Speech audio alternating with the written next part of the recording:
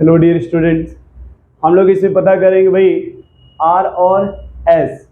अब देखो, इसमें दो कंडीशंस है। या तो जो फोर्थ प्रायोरिटी है, या तो ये फोर्थ प्रायोरिटी आपका वर्टिकल पे आएगा, या फिर ये जो फोर्थ प्रायोरिटी ये हॉरिजॉन्टल लाइन पे आएगा। वर्टिकल मतलब ऐसे, हॉरिजॉन्टल मतलब ऐसे। फोर्थ पे आएगा तो हम देखो 1 से 2, 2 से 3 जाना है। और अगर ये मामला क्लॉकवाइज है तो आर, एंटी क्लॉकवाइज है तो एस। अगर हॉरिजॉन्टल जा रहे हो, फोर्थ प्रायोरिटी हॉरिजॉन्टल पे, तो हमें 1 से सीधे 3 जाना है, 2 नहीं, 1 से 3। और अगर क्लॉकवाइज है तो बोलेंगे आर, एंटी अगर क्लॉकवाइज बोलेंगे एस।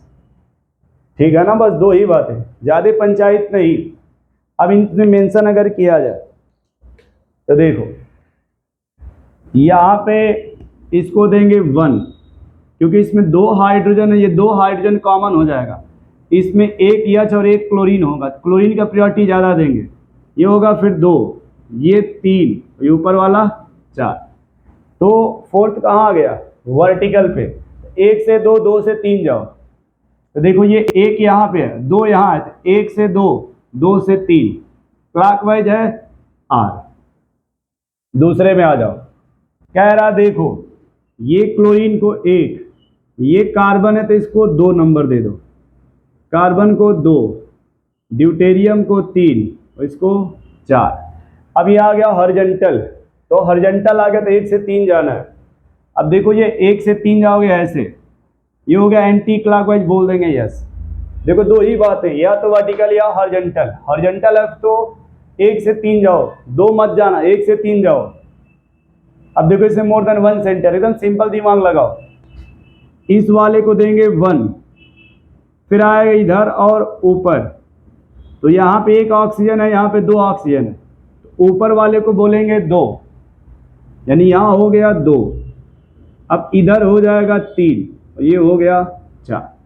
तो कह रहा है फिर अगर आ गया फोर्थ प्रायोरिटी हॉरिजॉन्टल पे, फोर्थ प्रायोरिटी कहाँ गया? हॉरिजॉन्टल पे। 1 से 3 जाओ, 2 के छोड़ के, यानी 1 से 3, 3 इधर नीचे, यानी इधर जाना होगा, ये हो जाएगा क्लॉकवाइज, इसको कहते हैं आर। नीचे वाले में आ जाओ, तो नीचे वाले में देखो ये होगा 1, यहाँ होगा 2, ऊपर होगा 3 और ये होगा 4। फिर वहीं आ गया, तो अब 1 से 3, तो 3 इस बार ऊपर है तो इधर जाओगे इस तरह से, इसको कहते हैं एंटी क्लॉकवाइज। तो ये हो जाएगा एस, यानी ऊपर वाला आर और ये जो नीचे वाला ग्रुप है हो जाएगा एस। ठीक है, चाहो तो उसको बाहर भी निकाल के एक बार देख सकते हो, यहाँ पे ऐसे ये हो गया 1, इधर है 3, यहाँ है 2 और यहाँ है 4। तो अगर 1 से 3 जा रहे हैं, 1 से 3 एंटी क्लॉकवाइज है, एंटी क्लॉकवाइज को क्या कहते हैं? एस। अब इधर आ जाओ,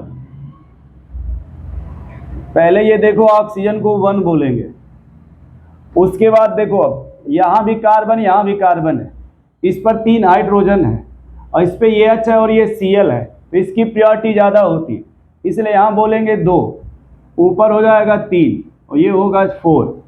यानी हमको फिर 1 से 3 जाना होगा, क्योंकि फोर्थ आ गया हॉरिजॉन्टल पे। जब 1 से 3 जाओगे, ये देखो एंटी क्लॉकवाइज है, तो इसको कहेंगे एस। नीचे आ जाओ, क्लोरीन को देंगे 1 नंबर, ऊपर हो जाएगा 2 नंबर, यहाँ होगा 3 और ये हो जाएगा 4। जब 1 से सीधे देखो 4 आ गया ना हॉरिजॉन्टल पे, 1 से 3 जाओ, 3 है इधर, इसको कहते हैं क्लॉकवाइज। क्लॉकवाइज है तो हो जाएगा आर। ठीक है, वैसे ही यहाँ देखो ये सल्फर है, एस एच का मतलब होता है सल्फर, तो ये हो जाएगा 1, नीचे होगा 2, ऊपर दिया जाएगा 3, यहाँ पे 4, यानी 1 से 4 जाना है, लेकिन हम 3 से होके जाएंगे।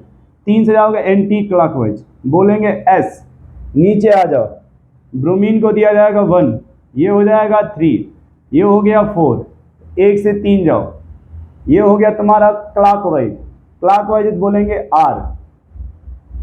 वैसे 6वें में आ जाओ, एकदम सिंपल है, ललन टाप तरीका देखो, पहले इसको हो जाएगा 1, ऊपर वाले को 2, यहाँ 3, सामने 4, यानी 1 से 4 जाना है, तो हमें पहले 1 से 4 मतलब 4 है ना हॉरिजॉन्टल पे, तो 1 से 3 जाओ, 3 इधर नीचे, इधर जाओगे, इसको बोलते हैं क्लॉकवाइज। क्लॉकवाइज है तो हो गया R। अब मान लो नाइट्रोजन को देंगे 1, ऊपर हो जाएगा। अब देखो इसके केस में ऊपर बनेगा 2, इसके केस में 2 बनेगा ऊपर और 3 बनेगा यहाँ और 4 बनेगा यहाँ। तो देखो मैं इसी को बाहर निकाल के यहाँ लेके आ जाता हूँ, ठीक है। वो कह रहा है कि मान लो 1 है यहाँ और 4th आ गया यहाँ पे और 3 है यहाँ पे और ये हो गया 2।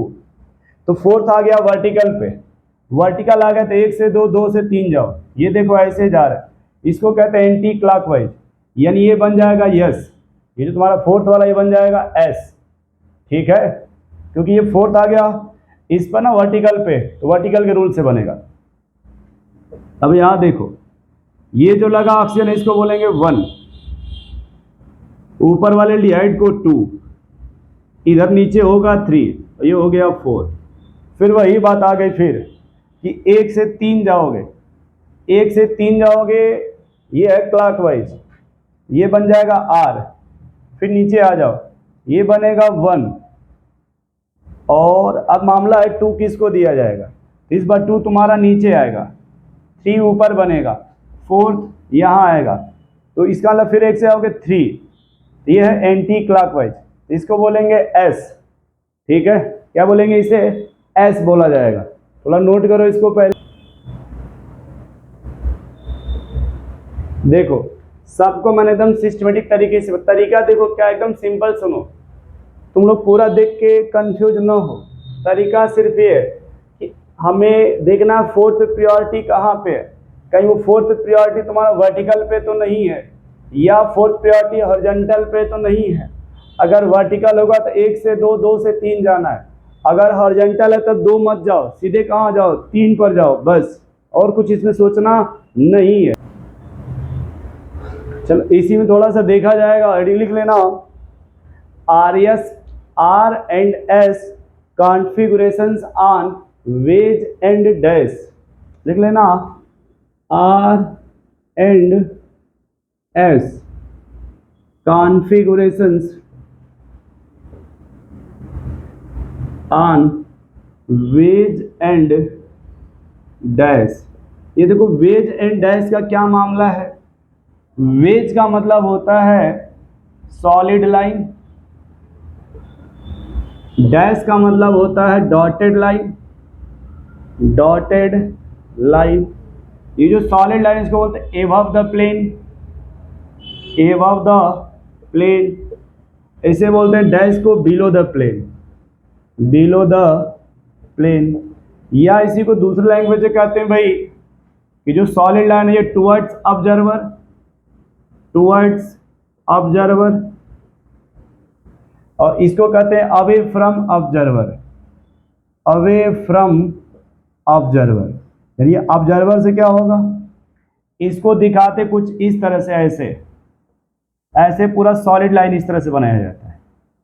और डैश जब बनाना होगा तो इसी लाइन को थोड़ा देखो ऐसे बनाया जाएगा, इस तरह से ऐसे डैश बनाया जाएगा। तो ये सॉलिड लाइन बोलते हैं। इसका देखो यूज क्या होता है, जैसे हम कहते हैं ये CH4 है, ठीक है, तो मान लो ये 1 2 3 4, CH4 का मतलब मान लो सेंटर में कार्बन है और ये 3 हाइड्रोजन ऐसे है कुछ इस तरह से। देखो ये कुछ ऐसे मान लो हमने अरेंज किया इस तरह से थोड़ा। डैश वेज का मतलब समझो, तो डैश वेज का मतलब ये होता है कि अगर इसमें देखा जाए इस मार्कर में, तो ये मार्कर अगर तुम्हारे तरफ है तो ये वाला आपसे दूर है, और ये 2 तुम्हें दिखेंगे प्लेन में। ये कैसे दिखेंगे, प्लेन में। तो जो आपके तरफ है इसको कहते हैं, आप मान लो एक समय के लिए आप कैमरा मैन हो, कहेंगे टुवर्ड्स ऑब्जर्वर, यानी आपके तरफ ये वाला दिखेगा और आपसे दूर ये वाला दिखेगा, ठीक है। तो जो आपके तरफ है और ये आपसे दूर है। 3D जब आप बनाओगे, 3D में क्या होता कि हम इसे बोर्ड पे 4 एंगल बना नहीं सकते, तो बोर्ड पे ही एक ही में चारों को बनाना है, तो कहते हैं इस वाले को सॉलिड से बना दो, इसको डैश से रिप्रेजेंट कर दो, और ये दोनों को ऐसे ही रहने दो एज इट। यानी मान लो अगर इसमें से हम ये मान लो अगर मानते हैं कि ये हमारा सॉलिड लाइन है और ये मान लेते हैं इसको डैश है, तो इसको देखो रिप्रेजेंट कैसे किया जाएगा, उसी हाई मेथेन को। अब अगर सॉलिड माना होगा आपने इसको, तो इसको ऐसे बनाना पड़ेगा इस तरह से, और इसको अगर आपने डैश माना है तो इसको ऐसे दिखाना पड़ेगा। अब इसका मतलब ये सेंस निकलेगा कि जो मीथेन में ये वाला हाइड्रोजन होगा वो आगे के तरफ होगा, और ये जो हाइड्रोजन होगा वो, जैसे मान लो यहाँ पे कार्बन है, तो ये जो तुम्हारे स्तर के तरफ होगा उसको सॉलिड लाइन से दिखाएंगे, जो इसके बैक साइड में होगा उसको डैश लाइन से दिखाते हैं। इसी को बोलते हैं सॉल डैश वेज या wedge and dash representations, wedge and dash representations.